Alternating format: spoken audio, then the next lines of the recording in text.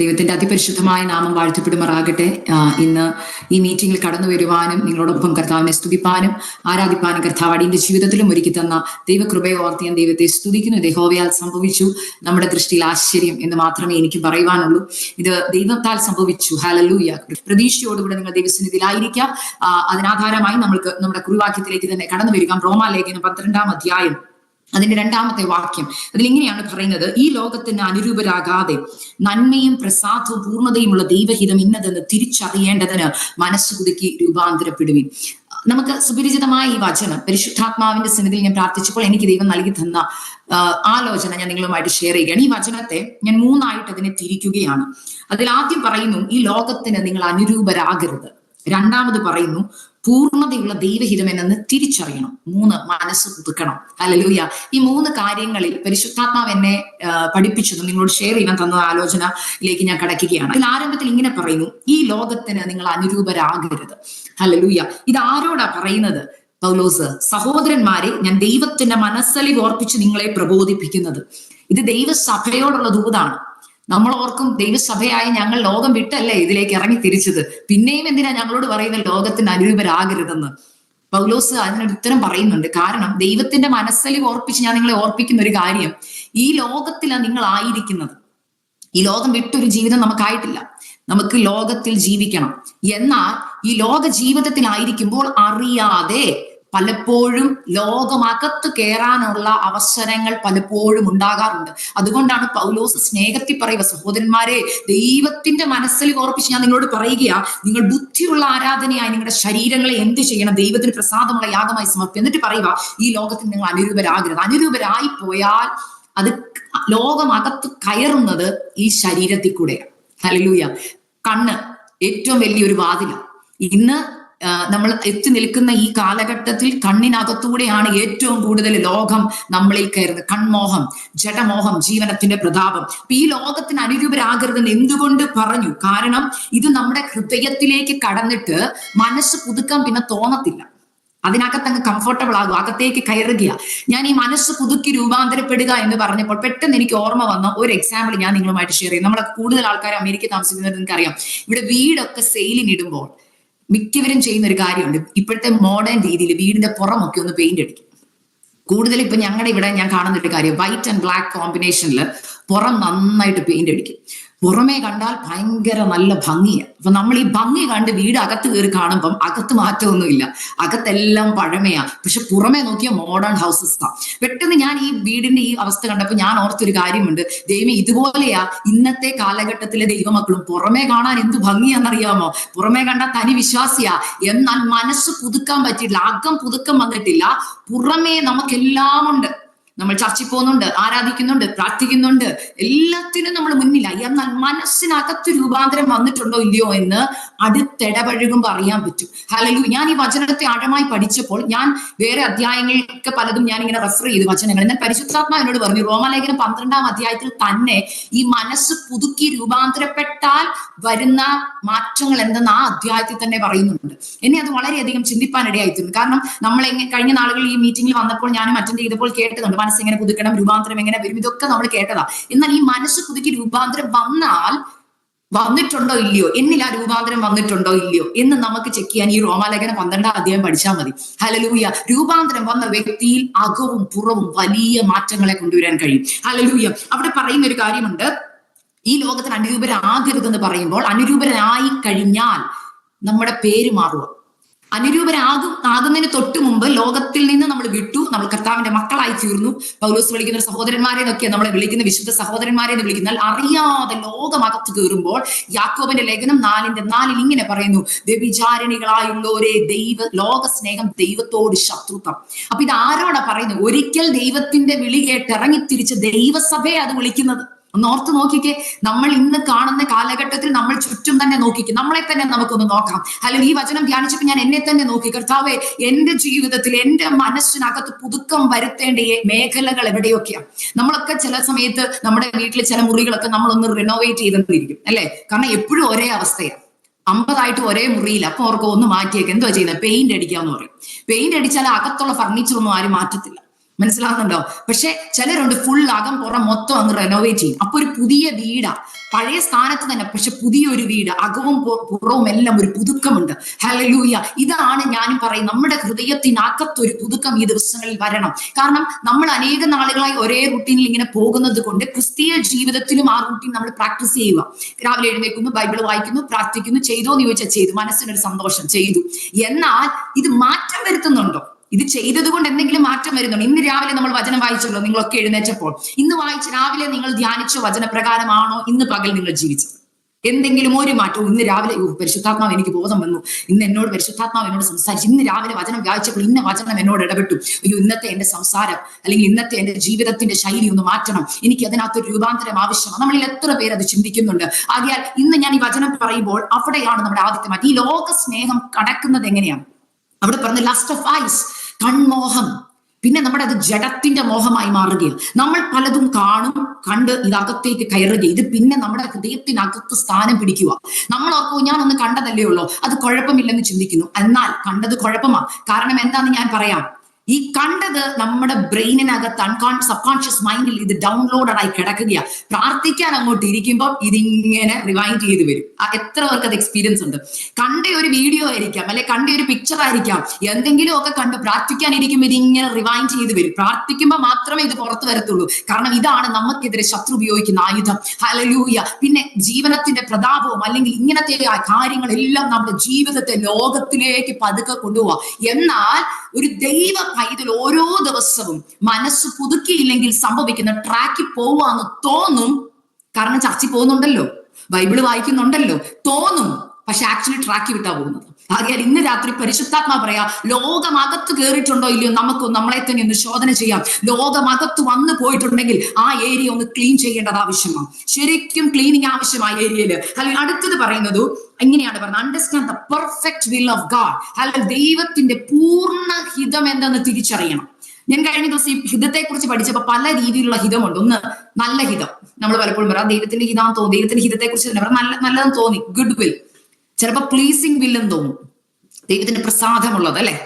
പക്ഷെ ഈ രണ്ടും എല്ലാം കൂടെ ചേരുന്നതാണ് പെർഫെക്റ്റ് വിൽ. അതിനകത്തൊരു മാറ്റമില്ല. എന്നാൽ പലപ്പോഴും നമ്മൾ ദൈവഹിതത്തെ നമ്മുടെ ഇഷ്ടത്തിന് ചിന്തിക്കും. നമ്മൾ ഓർക്കുന്നത് ഇത് ദൈവത്തിന് ഇഷ്ടമായിരിക്കും. മനസ്സിലാവുന്നുണ്ടോ? ഞാൻ ബൈബിളൊക്കെ വായിക്കുന്നുണ്ടല്ലോ, ഞാൻ പ്രാർത്ഥിക്കുന്നുണ്ടല്ലോ, ഞാൻ ദൈവഹിത പ്രകാരമാണ് പോകുന്നത്. എന്നാൽ ദൈവത്തിന്റെ ഹിതം എന്താ? ബൈബിൾ വായിക്കുന്നതാണോ ദൈവഹിതം? അല്ല. വചനം വായിച്ചതുപോലെ അത് ജീവിതത്തിൽ പ്രവൃത്തിയിൽ കൊണ്ടുവരുന്നതാ പൂർണ്ണഹിതം എന്ന് പറയുന്നത്.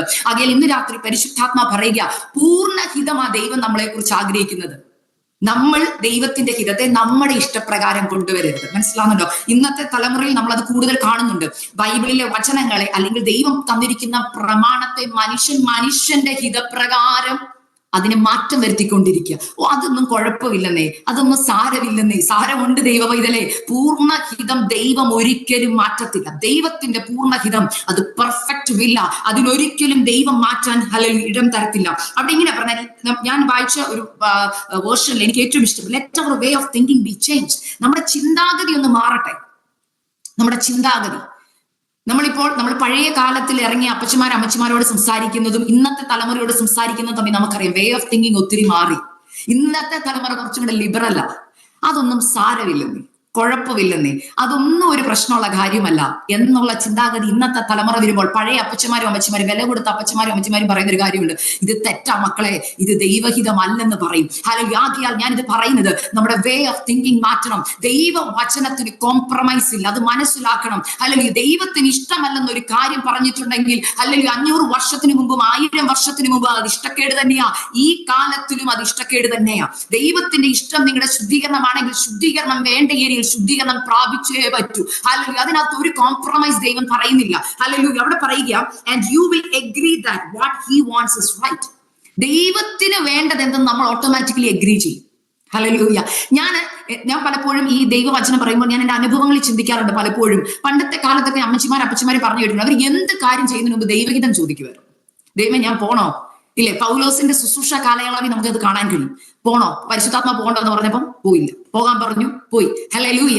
ഇന്നത്തെ കാലത്ത് നമ്മളെ തന്നെ ഞാൻ പറഞ്ഞില്ലേ, ഏതൊക്കെ ഏരിയയിലാണ് നമ്മൾ മനസ്സ് മാറ്റേണ്ടത്, പുതുക്കേണ്ടത് എന്നുള്ള ചിന്തയിലേക്ക് ഞാൻ വരുന്നത് കൊണ്ട് പറയുക, നിങ്ങളുടെ ജീവിതത്തിൽ നമ്മളെ തന്നെ നമുക്കൊന്ന് ചോദ്യം, ഞാൻ എന്നോട് കൂടിയാ പറയുന്നത്, ദൈവത്തിന്റെ ഹിതം ചോദിച്ചാണോ എല്ലാ കാര്യവും ചെയ്യുന്നത്? ജോലി, മാരേജ്, തലമുറയുടെ ഭാവി, തലമുറ ഏത് കാരിയർ എടുക്കണം, ഇതൊക്കെ നിങ്ങൾ പ്രാർത്ഥിച്ച് ദൈവഹിത പ്രകാരമാണോ എടുക്കാറുള്ളത്, അതോ നമ്മുടെ വേ ഓഫ് തിങ്കിങ്ങിലാണോ എടുക്കുന്നത്? ഇന്ന് രാത്രി പരിശുദ്ധാത്മാ വചനത്തിൽ കൂടെ പറയുക, let our way of thinking be changed, then we will be able to test what God wants is right for you. ദൈവത്തിന് നിനക്ക് തരണമെന്ന് ദൈവം ഉദ്ദേശിക്കുന്നത് എനിക്ക് മതി. എന്റെ വേ ഓഫ് തിങ്കിങ് ഞാൻ ഒരു ഡിസിഷൻ എടുക്കത്തില്ല, എന്റെ തലമുറയുടെ കാര്യത്തിൽ ഞാൻ ഒരു ഡിസിഷൻ എടുക്കത്തില്ല. ബിക്കോസ് ദൈവത്തിന്റെ ഇഷ്ടമാണ് എനിക്ക് ഏറ്റവും പ്രസാദമുള്ളത്. അല്ലെങ്കിൽ നമ്മൾ ആ ദൈവഹിതത്തിന് വേണ്ടി ഒന്ന് ഇറങ്ങുന്നുണ്ടല്ലോ, ദൈവം പറയുക, നിന്നിൽ ഞാൻ പ്രസാദിച്ചിരിക്കുന്നു. ബിക്കോസ് ദൈവം തരുന്നത് ഏറ്റവും ബെസ്റ്റ്. ദൈവമക്കളെ, എടുത്തു ചാടി ഒന്നിലും ഒരു തീരുമാനം എടുക്കരുത്. അവിടെ പണ്ട് കാലത്ത് ചിലപ്പോൾ അങ്ങനെ ചെയ്തവരായിരിക്കാം നിങ്ങൾ. പണ്ടൊക്കെ എന്ത് കാര്യത്തിന് മുമ്പ് പ്രാർത്ഥിച്ച്, അപ്പ ഞാൻ ഈ ജോലി എടുക്കട്ടെ, ദൈവമേ ഞാൻ ഇന്ന കാര്യം ചെയ്യട്ടെ എന്ന് ചോദിച്ചവരാകാം. എന്നാൽ വന്ന് ഹല്ലേലൂയ മാറ്റം വന്നു തുടങ്ങി. എനിക്കറിയാം എങ്ങനെ തീരുമാനങ്ങൾ എടുക്കണമെന്ന്, എനിക്കറിയാം ഇത് ശരിയാണെന്ന്, ഇത് ദൈവഹിതമാണെന്നാ തോന്നുന്നത്. തീരുമാനം എടുത്തിട്ട് അത് ദൈവത്തിന്റെ ഹിതമാക്കി നമ്മൾ മാറ്റരുത്. പെർഫെക്റ്റ് വിൽ ഓഫ് ഗോഡ് അറിയണമോ? ദൈവസന്നിധിയിൽ ഇരുന്ന്, കർത്താവേ എന്റെ മനസ്സിനെ ഒന്ന് പുതുക്കണമേ, എന്റെ ചിന്താഗതികളെ എനിക്കൊന്ന് മാറ്റി തരണമേ, ദൈവത്തിന്റെ ഹിതം എന്തെന്ന് പൂർണ്ണമായി മനസ്സിലാക്കാൻ ഒരു സറണ്ടറൻസ് നമുക്ക് ഇന്ന് രാത്രി കാലം ആവശ്യമാണ്. ദൈവമക്കളെ, ഇന്നത്തെ കാലഘട്ടത്തിൽ പരിശുദ്ധാത്മാവ് നമ്മളെ നോക്കി ദുഃഖിക്കുന്ന ഒരു മേഖലയാതാ, പലരും സ്വന്തം ഇഷ്ടത്തിന് തീരുമാനങ്ങൾ എടുക്കുന്നത്. സ്വന്തം ഇഷ്ടത്തിന്. ഞാൻ എപ്പോഴും പറയുന്ന ഒരു എക്സാമ്പിൾ ഉണ്ട് വചനം പറയുമ്പോൾ. 100 വയസ്സായ അമ്മച്ചിയും ദൈവസന്നിധി പാടുന്ന പാട്ടുണ്ട്, I am a child of God. ഇല്ലേ? നമ്മളൊക്കെ ചർച്ച പാടുന്ന പാട്ട്. അമ്മച്ചിക്ക് എത്ര വയസ്സായി? 100 വയസ്സ്. എന്നിട്ട് അമ്മച്ചി എന്തിനാ ചൈൽഡ് ഓഫ് ഗോഡ് എന്ന് പാടുന്നത്? അമ്മച്ചി പറയും, മോളെ ഞാൻ ദൈവത്തിന്റെ പൈതലാ, ദൈവത്തിന്റെ സന്നിധി ഞാനിപ്പോഴും ഒരു കുഞ്ഞു കൊച്ചിനെ പോലെ. നമ്മൾ ആ പാട്ട് പാടും, പക്ഷെ നിങ്ങൾക്ക് അതിന്റെ അർത്ഥം അറിയാം എന്താന്ന്. A child cannot take a decision by itself. ഒരു കുഞ്ഞിന് സ്വയമായി ഒരു തീരുമാനങ്ങളും എടുക്കാൻ കഴിവില്ല. അതുകൊണ്ട് ചൈൽഡ് എന്ന് വിളിക്കുന്നത്. അഡൽട്ട് ഇൻ ക്രൈസ്റ്റ് എന്നല്ല നമ്മളെ പറയുന്നത്, ചിൽഡ്രൻ ഓഫ് ഇൻ ക്രൈസ്റ്റ്. നമ്മൾ ദൈവത്തിന്റെ മക്കളാണ്.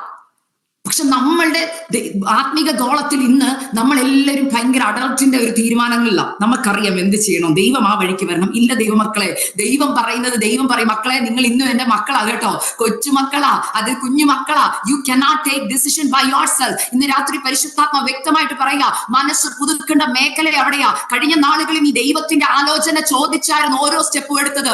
എന്നാൽ ഇന്ന് എടുത്തു ചാടി പല തീരുമാനങ്ങളും എടുക്കുന്നതിന്റെ ഫലമാണ് ഇന്ന് പലരും ദൈവ സാന്നിധ്യത്തിൽ നിന്ന് വിട്ടുപോകുന്നത്. ഇന്നത്തെ കഷ്ടത പലതും അതിന്റെ ഒരു തിക്താനുഭവമാണ്. കാരണം ദൈവത്തിന്റെ സാന്നിധ്യം അറിയാൻ കഴിയുന്നില്ല. ദൈവം പറയുന്നത് അതാ, ദൈവത്തിന്റെ പൂർണ്ണ ഹിതം എന്തെന്ന് മനസ്സിലാക്കണം കേട്ടോ. അതിനാദ്യം ആവശ്യം മനസ്സൊന്ന് പുതുക്കണം. നമ്മുടെ വേ ഓഫ് തിങ്കിങ് ഇന്ന് രാത്രികാലം ഒന്ന് മാറ്റാം. അടുത്ത് പറയുന്നു, റിന്യൂ അവർ മൈൻഡ്. നമ്മുടെ മനസ്സ് പുതുക്കുക.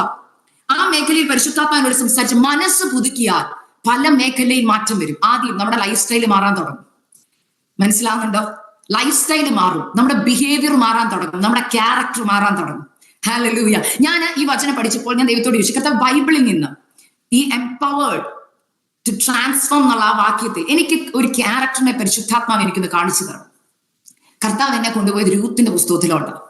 രൂത്തിന്റെ പുസ്തകം വായിച്ചപ്പോൾ എനിക്ക് കറക്റ്റ് ആയിട്ട് 12-ന്റെ 2-ാം വാക്യം വ്യക്തമായിട്ട് രൂത്തിൽ എനിക്ക് കാണാൻ കഴിഞ്ഞു. ദൈവമക്കളെ, നമുക്ക് രൂത്തിന്റെ പുസ്തകത്തിലോട്ടൊന്ന് പോകാം. അവിടെ നമ്മൾ കാണുന്നത് രൂത്തിന്റെ ലൈഫിൽ ഞാൻ ഈ പറഞ്ഞ എല്ലാ കാര്യങ്ങളും, ഈ ലോകത്തിന് അനുരൂപരാകരുത്, നന്മയും പ്രസാദവും പൂർണ്ണതയുമുള്ള ദൈവഹിതം തിരിച്ചറിയുക, മനസ്സ് പുതുക്കുക, രൂപ, ഇതെല്ലാം നമുക്ക് രൂത്തിൽ കാണാൻ കഴിയും. ഹല്ലേലൂയ. നിങ്ങളൊന്ന് ഓർത്തെ, ആരായിരുന്നു ഈ രൂത്ത്? മോവാബ്യ സ്ത്രീ ആയിരുന്നു. അവൾ ഈ ലോകത്തിന് വേണ്ടി ജീവിച്ചവളായിരുന്നു. ഇല്ലേ?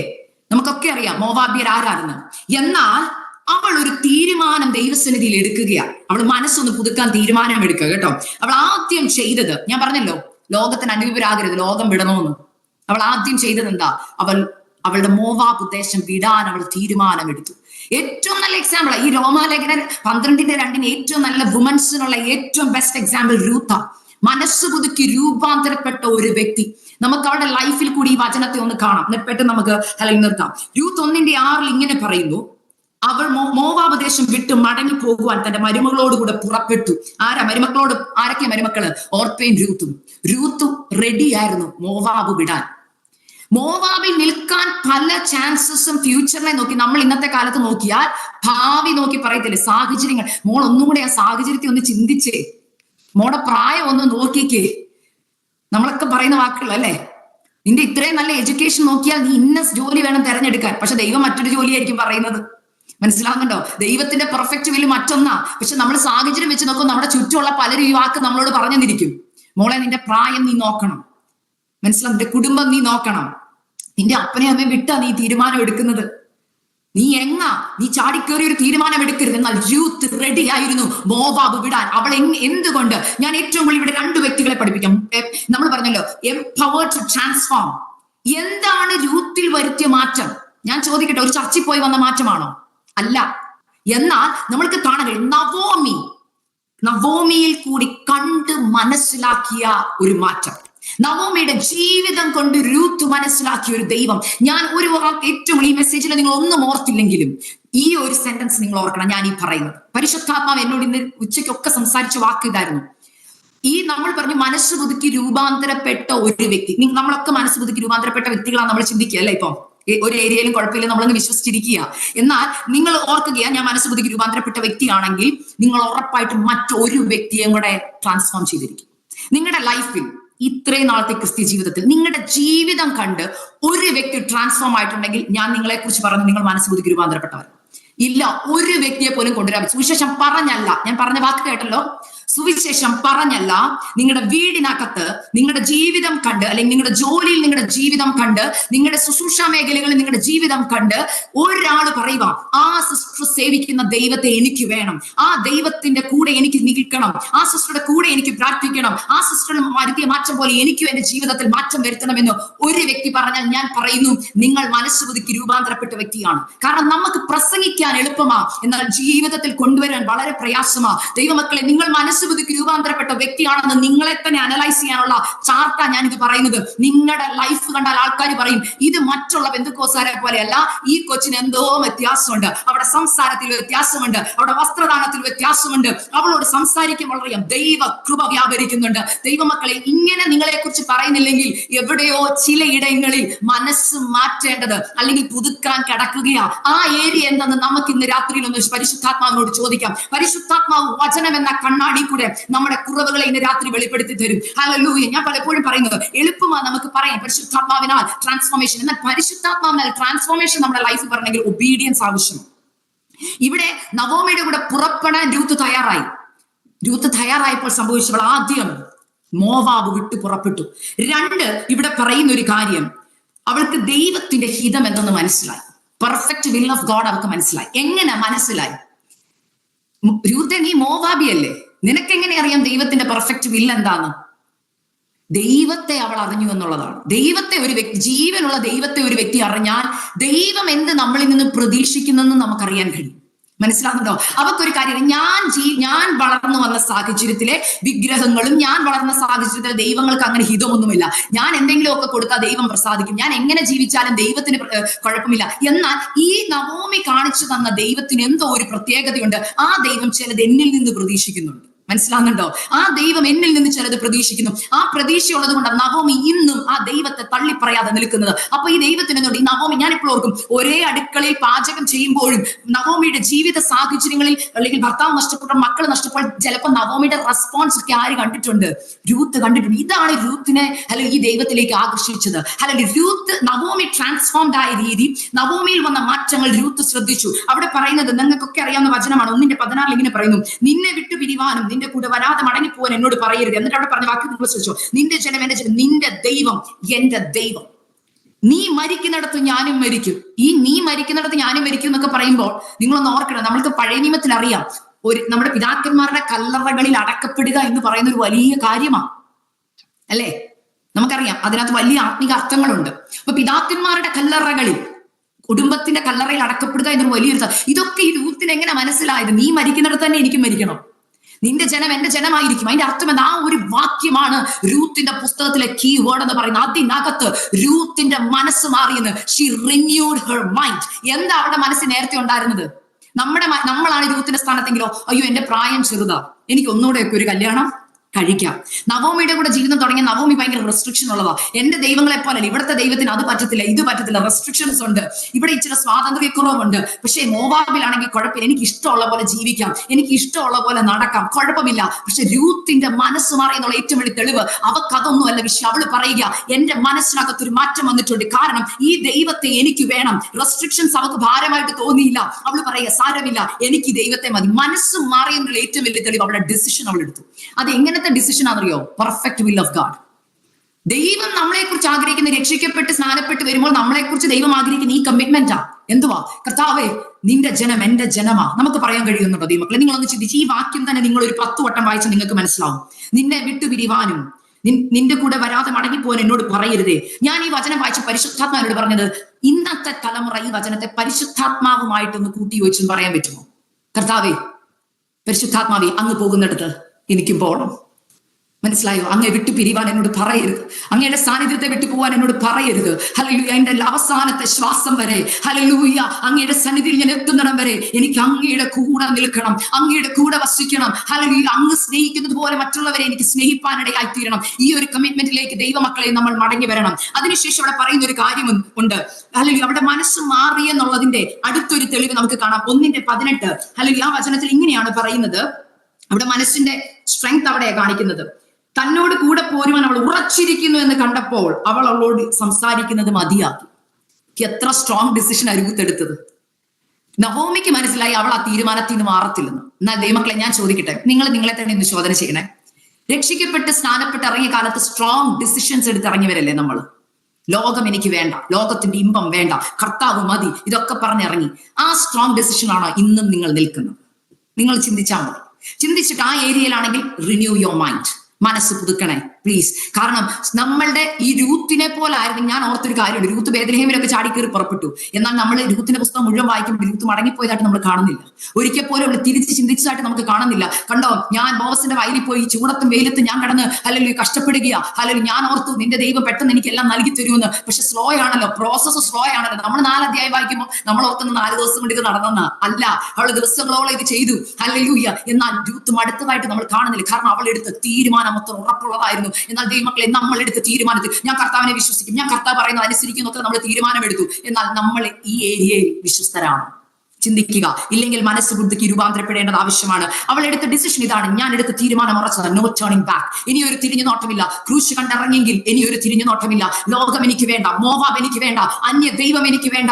ഞാൻ ദൈവത്തിന്റെ പൈതലാകാൻ അവൾ തന്നെ തീരുമാനിച്ചു. അടുത്ത ഒരു കാര്യം എന്നെ ചിന്തിപ്പിച്ചത്, അല്ലെ 2:7 ഇങ്ങനെ പറയുന്നു. ഹല്ലേലൂയ, ഞാൻ കൊയ്ത്തുകാരുടെ പിന്നാലെ കച്ചുകളുടെ ഇടയിൽ പെറുക്കിക്കൊള്ളട്ടെ എന്ന് അവൾ ചോദിച്ചു. അവിടെ പറയുന്നത്, അങ്ങനെ അവൾ കാലത്ത് വന്ന് ഇതുവരെ പെറുക്കിക്കൊണ്ടിരുന്നു. Hallelujah, she was ready to do her work.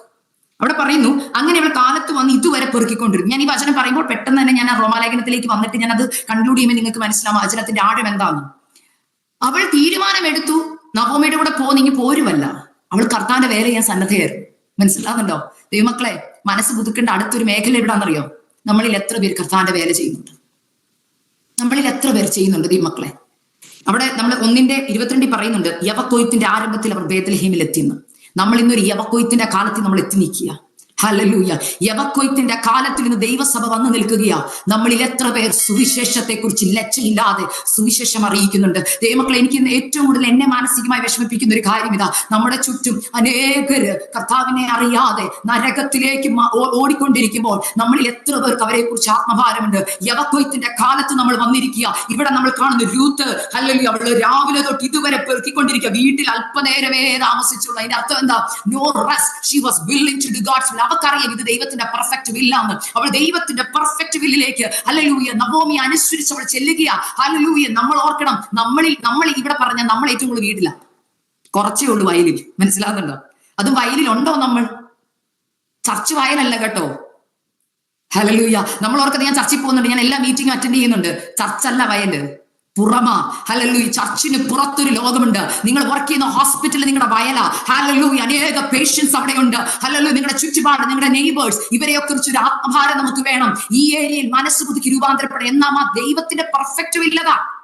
എന്നാൽ മനസ്സ് പുതുക്കാതെ നമ്മൾ ഡ്രൈ ആയിപ്പോയി. കർത്താവിനെ അറിഞ്ഞ കാലത്ത് ഭയങ്കര തീഷ്ണതയായിരുന്നു. എന്നാൽ ഇപ്പോൾ തീഷ്ണതയൊക്കെ പോയി. പിന്നെ നമ്മൾ കാണുന്നത് രൂത്തിന്റെ ഹംബിൾനെസ്. ഇവിടെയാണ് മനസ്സ് പുതുക്കി എന്നുള്ളതിന്റെയും മാനസാന്തരം വന്നു എന്നുള്ളതിനെ കുറിച്ചാണ് ഞാൻ ഈ പറയുന്നത്. രൂത്ത് മാനസാന്തരപ്പെട്ടുള്ള ഏറ്റവും വലിയ തെളിവ്, she was humble. Hallelujah. Next, she was obedient. 3:6 ഇങ്ങനെ പറയുന്നു, അങ്ങനെ അവൾ കളത്തിൽ ചെന്നു, അമ്മാവി അമ്മ കൽപ്പിച്ചതൊക്കെയും ചെയ്തു. She was obedient. She was ready to do whatever she was commanded to do. She was ready. Willingness ഉണ്ടായിരുന്നു അവർക്ക്. Hallelujah. അടുത്തത്, she was patient. She was ready to wait upon God's time. Ruth എവിടെയാ പറഞ്ഞിരിക്കുന്നത്? 3:18 ഇങ്ങനെ പറയുന്നു, എന്റെ മകളെ ഈ കാര്യം എന്താകും അറിയുവോളം നീ അനങ്ങാതിരിക്കുക, ഇന്ന് ഈ കാര്യം തീർക്കും വരെ അയാൾ സ്വസ്ഥമായിരിക്കില്ല എന്ന് പറഞ്ഞു. And she was ready to do that. നമ്മളിൽ എത്ര പേര് പേഷ്യന്റാ ദൈവത്തിന്റെ സമയത്തിന് വേണ്ടി വെയിറ്റ് ചെയ്യാൻ? ഹല്ലേലൂയ. ഇന്ന് നമ്മളിൽ എത്ര പേര് പേഷ്യന്റാ? നമ്മളോട് തന്നെ ചോദിച്ചു നോക്കി. ഹല്ലേലൂയ. കർത്താവിന്റെ സമയം, വാഗ്ദത്ത നിവർത്തീകരണത്തിന് വേണ്ടിയുള്ള സമയത്തിന് വേണ്ടി കർത്താവെ ഞാൻ തയ്യാറാ, എത്ര പേർക്ക് പറയാൻ കഴിയും? അതോ നമ്മൾ എടുത്തു ചാടി തീരുമാനങ്ങൾ എടുക്കുന്നവരാണോ? നിങ്ങളൊന്ന് ഓർക്കണേ, അവിടെ പോരായ്മ വന്നിട്ടുണ്ടെങ്കിൽ ദൈവത്തിന്റെ ഹിതത്തിന് വേണ്ടി വെയിറ്റ് ചെയ്യാൻ പറ്റാതെ ചാടിക്കേറി ഒരു തീരുമാനങ്ങൾ നിങ്ങളുടെ ലൈഫിൽ നിങ്ങൾ എടുക്കരുത്. കാരണം അത് ദൈവത്തിന്റെ ഹിതമല്ലാത്ത ഒരു തീരുമാനത്തിലായിരിക്കും നിങ്ങൾ എത്തിച്ചേരുന്നത്. അടുത്ത ലാസ്റ്റ് പോയിന്റിലേക്ക് നമ്മൾ വരികയാണ്. ഇത് പറഞ്ഞ് ഞാൻ എന്റെ മെസ്സേജിലേക്ക് നിർത്തുകയാണ്. ഞാൻ പറഞ്ഞല്ലോ, നമ്മളിപ്പോൾ മനസ്സ് പുതുക്കുന്ന രീതി, നമ്മൾ തീരുമാനമെടുക്കണം, നമ്മുടെ ജീവിതത്തിൽ മാറ്റം വരണമെന്നൊക്കെ പറഞ്ഞു രൂത്തിന്റെ അനുഭവം കൂടെ കൂട്ടി പറയുക. എന്നാൽ മനസ്സ് പുതുക്കി രൂപാന്തരപ്പെട്ട വ്യക്തിയുടെ ലൈഫ് എങ്ങനെയായിരിക്കും? അത് 12-ാം അധ്യായത്തിന്റെ 3 തൊട്ടുള്ള വാക്യം നിങ്ങൾ വായിച്ചാൽ നിങ്ങൾക്ക് ഞാൻ പറയാം, 12-ാം അധ്യായം ഇസ് ദ പെർഫെക്റ്റ് ചാപ്റ്റർ. ഒരു ദൈവ പൈതലിന് 12-ാം അധ്യായം വായിച്ചാൽ ഏറ്റവും ബ്ലെസ്ഡ് ടൈം അത് വായിച്ചാൽ. എനിക്ക് വളരെ അനുഗ്രഹമായിരുന്നു. ഞാൻ ഈ മീറ്റിങ്ങിന് വേണ്ടി മെസ്സേജ് വീണ്ടും ഈ അധ്യായം വായിച്ചപ്പോൾ എനിക്ക് മനസ്സിലായി, എന്റെ ലൈഫിലെ കുറവ് എനിക്ക് മനസ്സിലായി. കാരണം ഒരുപാട് ഏരിയ പുതുക്കപ്പെടാൻ കിടക്കുക, ഒരുപാട് ഏരിയയിൽ മനസ്സിലാകുന്നുണ്ടോ? നമ്മൾ ഓർത്തു കുഴപ്പമില്ലെന്ന്, ബട്ട് റിന്യൂ അവർ മൈൻഡ്. എവിടെയൊക്കെയാണ്? ഞാൻ ആ വചനം ഒന്ന് വായിക്കാം. റോമാലേഖനം 12:3 തൊട്ട് 21 വരെയുള്ള വാക്യങ്ങളിൽ ഇങ്ങനെ പറഞ്ഞു. ഞാൻ ആദ്യം പറയുന്നത്, first point, we will consider others as our own. ഞാൻ രൂപാന്തരപ്പെട്ട വ്യക്തിയാണെന്ന് നമുക്ക് ഈ സ്കെയിലിൽ നമ്മളെ തന്നെ എന്ത് ശോധന ചെയ്യും? മറ്റുള്ളവരെ ശോധന ചെയ്യേണ്ട, ഞാൻ എന്നെ ശോധന ചെയ്യുക. ഇന്നത്തെ സ്കെയിലിൽ മനസ്സ് പുതുക്കി രൂപാന്തരപ്പെട്ട വ്യക്തിയാണോ ഞാൻ? ദൈവത്തിന്റെ പൂർണ്ണ ഹിതം അനുസരിച്ച് മനസ്സ് പുതുക്കി രൂപാന്തരപ്പെട്ട വ്യക്തിയാണെങ്കിൽ ആദ്യത്തെ point, we will consider others as our own. 12:5 അവിടെ ഇങ്ങനെ പറഞ്ഞു, അതുപോലെ പലരായി നാം ക്രിസ്തുവിൽ ഒരു ശരീരവും എല്ലാവരും തമ്മിൽ അവയവങ്ങളുമാകുന്നു. മനസ്സിലാവുന്നുണ്ടോ? ഞാൻ രൂപാന്തരപ്പെട്ടോ ഇല്ലയോ നിങ്ങൾക്ക് അറിയേണ്ടത് എങ്ങനെയാ? I will consider every one. അവിടെ സഭ, ഡിനോമിനേഷൻ, മനസ്സിലാവുന്ന കളറ്, റേസ്, ഇതിനൊന്നും ബാരിയറല്ല. എനിക്ക് എല്ലാവരെയും സ്നേഹിക്കാൻ തോന്നും. കാരണം ക്രിസ്തു എന്ന തലയുടെ ശരീരമായ നമ്മൾ എല്ലാവരെയും സ്നേഹിക്കും. അടുത്തത്, ലവ് സിൻസിയർലി. ഹല്ലേലൂയ. അവിടെ 12:9 പറയുന്നു, സ്നേഹം നിർവ്യാജമായിരിക്കട്ടെ. ഞാൻ നമ്മൾ മറ്റുള്ളവരെ കൺസിഡർ ചെയ്യുമെന്ന് പറഞ്ഞപ്പോൾ ഞാൻ രൂത്തിന്റെ ലൈഫും കൂടെ കൂട്ടി പറയാം. രൂപാന്തരം വന്നോ ഇല്ലയോ എന്ന്. രൂത്ത് നവോമിയെ കൺസിഡർ ചെയ്തു. അവളിൽ മാറ്റം വന്നുള്ളതിന്റെ ഏറ്റവും വലിയ തെളിവ് അതാ. She was not selfish. എന്റെ ഭാവി, എന്റെ ജീവിതം, ഞാൻ ചെറുപ്പമാ, എനിക്കൊരു കല്യാണം കഴിച്ചു പോകാം എന്നവൾ ചിന്തിച്ചില്ല. അവളിൽ മാറ്റം വന്നുള്ള എന്റെ ആദ്യത്തെ തെളിവ്, അവൾ നവോമിയെ കൺസിഡർ ചെയ്ത് അവൾ പറയുന്നു, നിന്റെ ജനം എന്റെ ജനം, എനിക്കറിയാം നീ ഒറ്റയ്ക്കാണെന്ന്, ഒരിക്കലും എനിക്ക് നിന്നെ ഒറ്റയ്ക്ക് വിടാം, ഉറപ്പ് പൊക്കോട്ടെ. പക്ഷെ എന്റെ മനസ്സ് മാറി. നോ, ഹല്ലേലൂയ, നീ ഇനി ഒറ്റയ്ക്കല്ല, നിന്റെ ജേർണിയിൽ ഞാൻ നിന്റെ കൂടെ വരാം. ഒരു വിവാഹം കൊതിച്ചല്ല അവള് നവോമിയുടെ പുറകെ പോയത്. പക്ഷെ അവളുടെ ദൈവത്തിന്റെ ഹിതം മനസ്സിലായപ്പോൾ, അവൾ ഒരു ദൈവ പൈതലായപ്പോൾ മറ്റുള്ളവരുടെ വേദന അവളുടെ വേദനയായി മാറാൻ പറ്റി. ഹല്ലേലൂയ. നിങ്ങൾ മനസ്സ് പുതുക്കിയവരാണോ? നിങ്ങൾ രൂപാന്തരപ്പെട്ടവരാണോ? ഉറപ്പായും ക്രിസ്തുവിന്റെ ശരീരത്തിന്റെ അവയവങ്ങളെന്ന് മറ്റുള്ളവരെ കൺസിഡർ ചെയ്യാൻ ഒരു മനസ്സ് നിങ്ങൾക്കുണ്ടാവും. Next point, love sincerely. അവിടെ പറയുന്ന ഒരു കാര്യം, hate what is evil and cling to do what is good. Hallelujah. അവിടെ പറയുന്ന വാക്യം നിങ്ങൾ തീയത് വെറുത്ത് നല്ലതിനോട് പറ്റിക്കൊള്ളുക. രൂത്ത് അത് ചെയ്തു. രൂത്തിനറിയാം മോവാബ് ഈവിൾ പിടിച്ചത്, ഈവിളിന്റെ ദേശമാ, അല്ലല്ലേ? ഈവിളാ, അവിടെ ഉള്ളതല്ല ഈവിളാ. പക്ഷെ അവള് ക്ലിങ് ചെയ്തത് എങ്ങോട്ടാ? What is good. ബേത്ലഹേം അപ്പത്തിന്റെ ഭവനം ഏറ്റവും നല്ലത്. അല്ലെങ്കിൽ അവിടെ മതി എനിക്ക്. അവൾ തീയതിനെ വെറുത്തു, നല്ലതിനു വേണ്ടി ഇറങ്ങി. അല്ലെങ്കിൽ അടുത്തത് നമ്മൾ പറയുന്നു, ഇന്ന് നമ്മുടെ രേഷ്മ സിസ്റ്റർ വാക്കി 2-3 വട്ടം ആ വാക്ക് പറഞ്ഞു. എനിക്ക് അത് വളരെയധികം ചിന്തിപ്പിക്കാനിടയായിത്തീർന്നു. അവിടെ പറയുന്നു, റോമർ 12:11 പറയുന്നു, ഉത്സാഹത്തിൽ മടുപ്പില്ലാതെ ആത്മാവിൽ എരിവുള്ളവരായി കർത്താവിനെ സേവിക്കണം. ചിന്തിച്ചേ, രൂപാന്തരപ്പെട്ടവരെ ചിന്തിച്ചേ, നമ്മുടെ ജീവിതത്തിൽ ഉത്സാഹമുണ്ടോ? നമ്മളൊരു മീറ്റിങ്ങിന് പോകുന്ന ഉത്സാഹത്തോടെയാണോ? ഞാൻ ഇന്ന് വളരെ സന്തോഷം തോന്നി. എനിക്ക് വളരെയധികം സിസ്റ്ററിന്റെ കമ്മിറ്റ്മെന്റ് മനസ്സിലായി. രേഷ്മ സിസ്റ്റർ രാവിലെ തൊട്ട് എല്ലാ ഗ്രൂപ്പിലും മീറ്റിംഗ് ഞാൻ കാണും, ജോയിൻ നൗ. ഞാൻ നോക്ക്, കർത്താവ് ഇങ്ങനെ ഉത്സാഹിപ്പിക്കാൻ ഒരു നല്ല മനസ്സ് പ്രിയ കർത്താവിന്റെ ദാസികയുണ്ട്. ഞാൻ കർത്താവ് ഒരു വട്ടം വിട്ടാൽ പോരെ. പക്ഷെ പോരെ സിസ്റ്ററിന് അറിയാം, എല്ലാവരും ഇങ്ങനെ ഉത്സാഹിപ്പിക്കാൻ ഒരു തയ്യാറെടുപ്പ് ദൈവദാസിക്ക് കർത്താവ് കൊടുത്തിട്ടുണ്ട്. എന്നാൽ ഞാൻ ചോദിക്കട്ടെ, ഇങ്ങനെ സ്ഥിരം പറയാൻ ഒരാളുണ്ടെങ്കിലേ നിങ്ങൾ മീറ്റിംഗ് അറ്റൻഡ് ചെയ്യത്തുള്ളൂ, ചർച്ചിൽ പോകത്തുള്ളൂ. സൺഡേ രാവിലെ എഴുന്നേറ്റ് പോകാൻ ഒരു ഉത്സാഹമുണ്ടോ? ആദ്യ കാലത്തുണ്ടായിരുന്ന റിന്യൂ ചെയ്ത കാലത്ത് ഇന്ന് റിന്യൂ മൈൻഡ് മാറി. ഹല്ലേലൂയ. നമ്മൾ ലോകത്തിന്റെ അകത്ത് കയറിയപ്പോൾ വേറെ പല കാര്യങ്ങൾക്ക് നമുക്ക് സ്ഥാനം വന്നു. ഹല്ലേലൂയ.